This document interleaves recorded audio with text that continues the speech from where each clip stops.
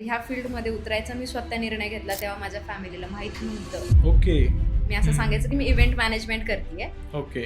आणि मी त्याच्यामुळे बाहेरगावी जास्त असते. आणि त्यावेळेस माझ्याकडे म्हणजे मी वापरतच नव्हतो सोशल मीडिया वगैरे, असं मी स्वतः कधी यूजच नाही केलं. आधीच्या ग्रुपला होते तेव्हा पण यूज नव्हते करत.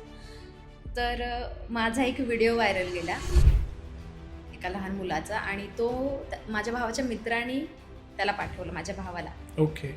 की अरे ही दिदी आहे का. मग तो शॉक झाला आणि त्याने मला एका दिवशी रात्री फोन केला की म्हणे दिदी ही तूच आहेस का. व्हॉट्सअपला मला व्हिडिओ पाठवला.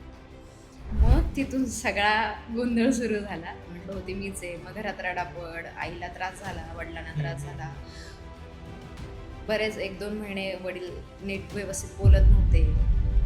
भाऊ म्हटलं की काही गरज नव्हती करायची, आम्हाला सांगायचं होतं, आम्ही जॉब केला असता, पण तू ह्या गोष्टीत नव्हतं उतरायला पाहिजे. पण भीती होती की